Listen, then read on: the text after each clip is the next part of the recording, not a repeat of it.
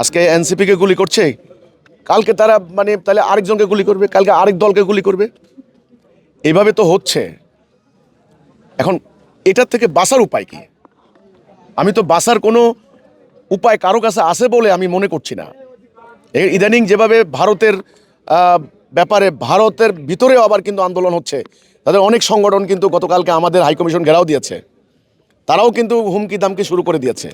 এর মধ্যে ময়মনসিংহে যে ঘটনাটা ঘটেছে, আপনি ভয়ঙ্কর ন্যাক্করজনক এই ঘটনা, কোনটার প্রতিবাদ করবেন, কোনটাকে নিন্দা জানাবেন, কোনটাকে? একটা হিন্দুকে, যে লোকে কোনো অন্যায় করে নাই বলা হচ্ছে, প্রমাণিত, প্রশাসন বলছে, তাকে হত্যা করে তার তার লাশ ঝুলিয়ে তাকে পুড়িয়ে মেরেছে। এটা এখন পুরো ভারতবর্ষে প্রচার চালাচ্ছে, দুনিয়া জুড়ে প্রচার চালাচ্ছে। বাংলাদেশে অরাজকতা চলছে, মানুষের জানমালের নিরাপত্তা নাই, মাইনরিটিসদের কোনো নিরাপত্তা নাই। আজকে এনসিপির আরেক নেতাকে গুলি করা হয়েছে, হাদি চলে গেলেন কয়েকদিন আগে। তো ভাই, পরিস্থিতি ভালো না, পরিস্থিতি খুব খারাপ। এখন এটার জন্য বাঁচার উপায় কি? আমি আবারও স্বনির্বন্ধ সবাইকে অনুরোধ করছি, আমরা তো আর পালিয়ে যেতে পারবো না, এনসিপির ছেলেগুলোও পালিয়ে যেতে পারবে না। কোথায় যাব আমরা? আমাদের এই প্রিয় জন্মভূমি বাংলাদেশ। ওকে, যারা রাজনীতি করছেন, আমার স্বনির্বন্ধ অনুরোধ, বাংলাদেশটাকে ইরাক, সিরিয়া, আফগানিস্তান হতে দিয়েন না। তাড়াতাড়ি আপনারা এই ঐক্যবদ্ধ হয়ে যান।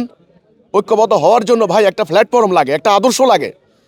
এমনি সংসদ ভবনের সামনে দাঁড়িয়ে ঐক্যের কথা বললে হবে না। নানান ফেরকায়, নানান দলে বিভক্ত হয়ে গেছে, নানান স্বার্থে এরা জড়িত হয়ে গেছে।